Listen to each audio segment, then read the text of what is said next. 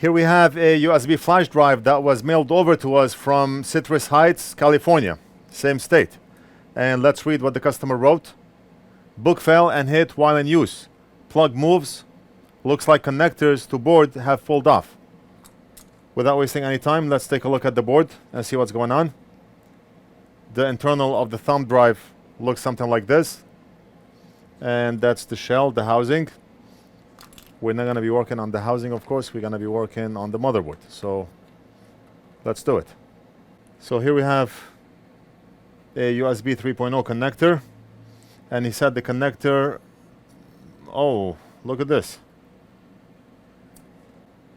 The connector pulled off.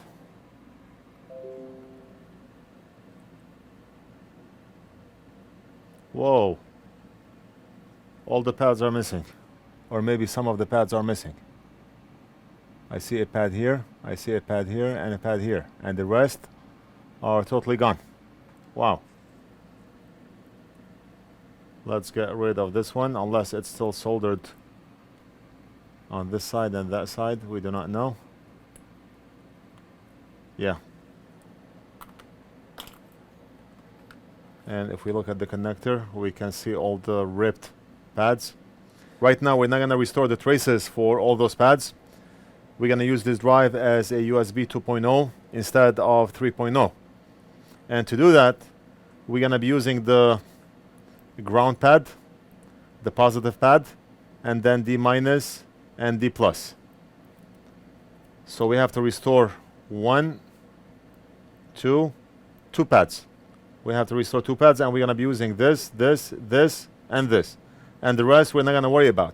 We do not care if we fix this drive or not, because we're going to transfer the files to a new flash drive. So we're going to use the drive as a 2.0 drive, and we're going to have to restore 2 pads. Where's my grinding pen? We're going to start by grinding this via right here.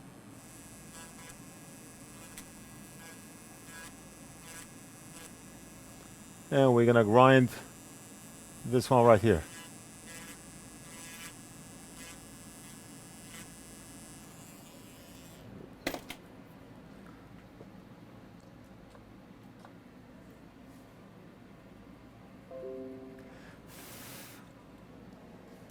Apply just a tiny bit of flux.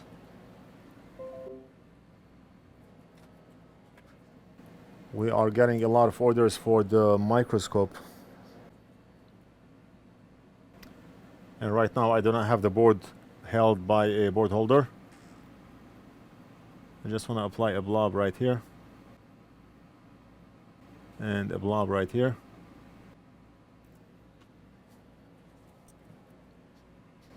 And get rid of the glare. And a lot of you are asking, how do you get rid of the glare? When are you going to post that video to show us how to get rid of the glare? Like I do it on video. Very soon. Very, very soon. Because we are waiting on that part that makes all that magic happens. The part is being manufactured for us right now. Once we have it here, then I'll announce it and I'll show you how it's done. And right now we're going to grab a pad strip. Let's grab 2 of them. And you can find those on our website. Just look for pad strips 2 or pad strips 4. Right now we are out of stock on pad strips 2. Pad strips 4 contains a lot more pad strips per sheet, and it costs more money. But that's what we have right now, pad strips 4. If you do this on a regular basis, then most definitely you will save a lot of money by getting pad strips 4. So let's solder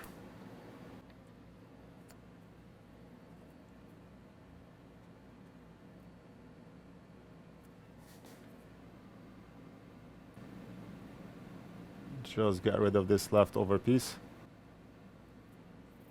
And we're gonna do this one here.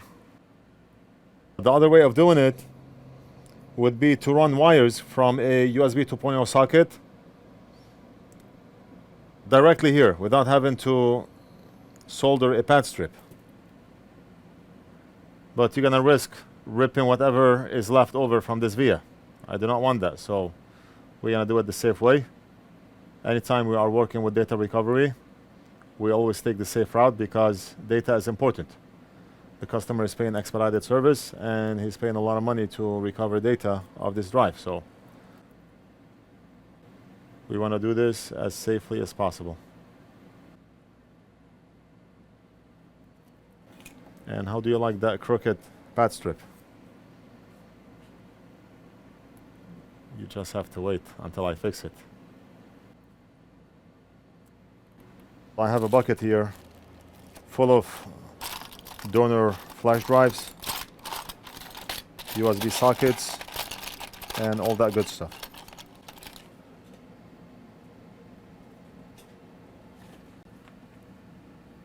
We can use this one here, a data recovery we did for some customer, I do not know how long ago. And look at the wires. We already have the wires attached to all 4 pins. So let's desolder the wires from the board and we can use this socket.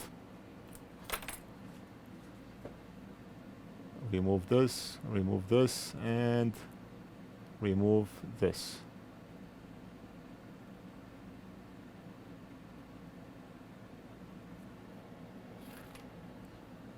Look at how beautiful that socket is. Beautiful.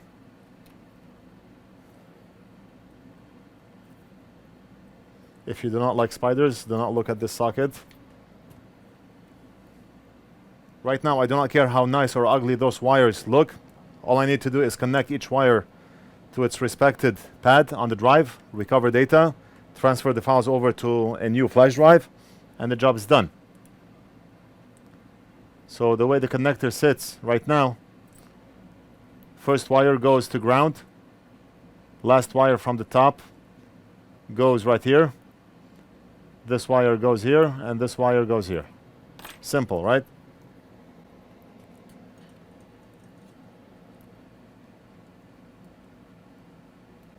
And look at what happens when you do not use Flux. You see how ugly that solder blob is?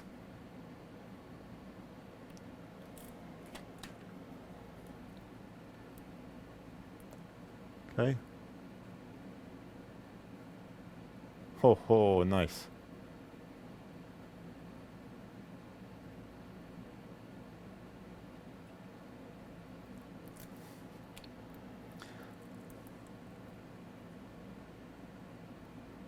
We're gonna have to hold that wire.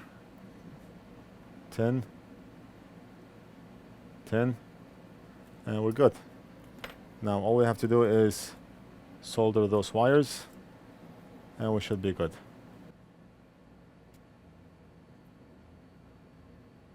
Just like that.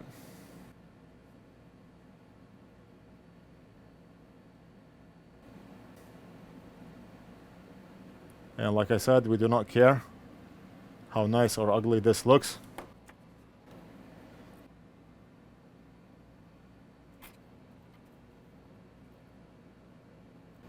And last one right there.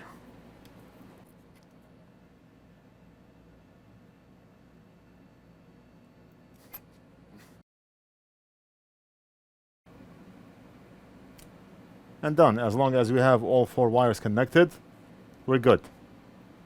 And we have to make sure no 2 wires are touching. Ground. This one here is good. It's soldered on properly. And it's not touching neither left or right. Same with this one here. And same with this one here. So let's see. We're going to carefully insert the socket inside this extension cable that I have plugged directly to my desktop, and let's see.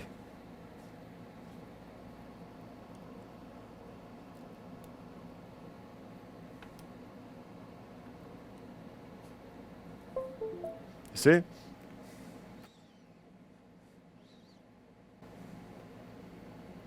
So I did hear the tone, but we want something to show up on the screen. We just have to wait a few seconds.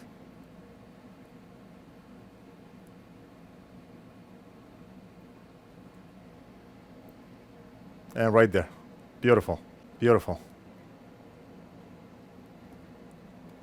I'm gonna have to blur what I see, but here, I'll show you. Right there. I'm gonna disconnect and reconnect. I should not be doing that. I should recover data first, but if I mess up, I'll do it again. Okay, so I just plugged that drive in, but we're gonna have to wait until we see that folder pop up again with the files.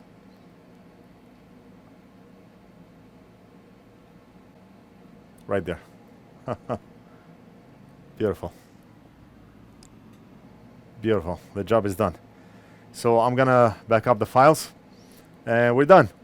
We're done for this repair. And before we end the video, I have another repair. I thought let me do 2 repairs in one video. Here we have an iPhone 8 Plus that came in for no power. Customer is only concerned about data and not to actually fix the phone. I already have the motherboard out. Let's take a look and see what's going on and why the phone is not powering on. This is a data recovery job and we're not fixing the phone for the sake of fixing the phone. Something is wrong with the motherboard where the phone does not charge, does not power on. We tried a fully charged battery and the phone would still not power on.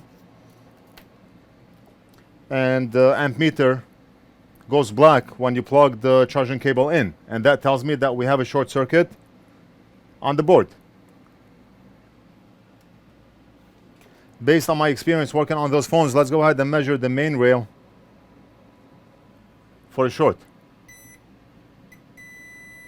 And we have a short. We have a short. What do we do when we have a short? How can we figure out what's causing the problem? We're gonna inject voltage and monitor the board under a thermal camera and see what gets hot. Big Boss is leaving in about 15 minutes, so I'm trying to get this done before he leaves so we can test it. Sometimes Big Boss tells me, why can't you just plug the screen and battery and test it? Why do I have to be here? And my response is, if you're here, why should I do it? I'll focus on something else. So right now I connected the ground probe to the phone right here and we're gonna inject, let's inject 1.5 volts. So I'm injecting voltage right where my thumb is, right here, and something is getting hot all the way at the edge of the board. You see it? You see it? Let's check and see what's going on. Look at that. Look at that. We're gonna remove this cap the old-fashioned way. And what do I mean by the old-fashioned way? I mean we're gonna remove it like that. That's the old-fashioned way. And I see some corrosion here. We also do not need this cap. The customer does not care about the phone. He does not care about the functionality of his Wi-Fi or Bluetooth or camera or microphone or sound or whatever the case may be. He cares about data. Right now, let's keep this one here. A small cap like this should not affect the phone. But the big cap that we removed will completely disable the phone if it's shorted out. So let's go ahead and test and see if we still have a short. Meter in diode mode.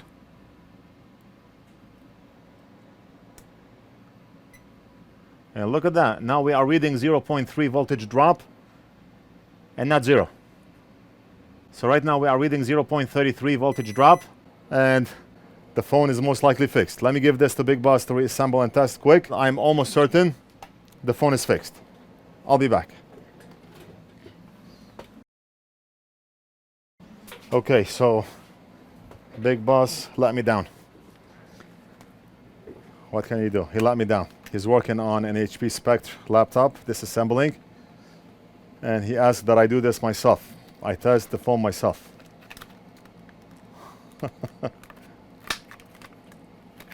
Whatever Big Boss says, goes. A lot of people ask, is Big Boss your boss? Big Boss is my maternal uncle. I call him Big Boss after the Bruce Lee movie. Since I was a kid, I've always been into martial arts. and I used to practice on him my martial art moves. And I called him Big Boss after the Bruce Lee movie, Big Boss. And that name carried on with him after decades, and I still call him Big Boss. Right now I have a screen, brand new screen. I have a battery, and we already have a charging Flux connected to the board. So all we have to do is plug in the battery, plug in the screen, plug the cable, and we should be able to tell if that phone is working or not. Am I recording? Hello, yes. Battery is plugged in. Oh, what am I doing? I need to plug the screen first, not the battery first. Plug the screen first and then plug the battery.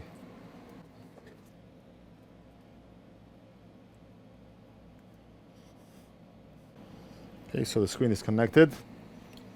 We have the board, the charging Flux, the screen, and all we have to do is connect the battery. I have to figure out how I'm going to hold up. I do have a camera on top. I have a 4 input on the switcher, and I'm looking into getting an 8 input instead of 4, because a lot of times I find myself needing that camera here and the camera outside when I'm talking with the customer. So I can show you what goes on behind the scenes when customers come here. Or if we had a weird customer come in, then I can show you what went on. Okay, so I have the battery connected, and the battery is not fitting in properly. It's a bit loose, but as long as it's making a connection, then we should be good. And right now I'm gonna plug the charging cable.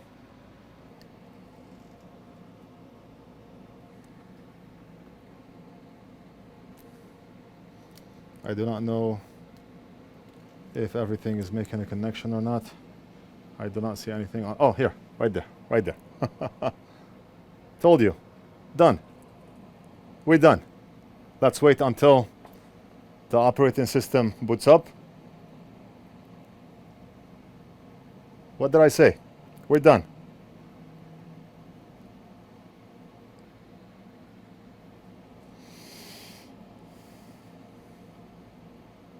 We're gonna have to wait a few seconds.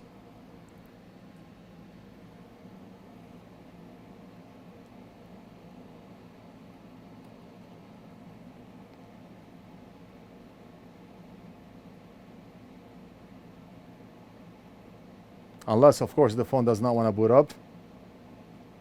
But we're gonna have to wait. Right there. 9, 8, 7, 1, 2, and that's not the password. I'm just typing this at random just to see if touch is working. And the job is done. What do you think? That's it. We're gonna end the video right here. I hope you enjoyed it. 2 repairs in 1 video. Don't forget to like and subscribe, leave a comment if you have any questions, and we'll do something else in the next video.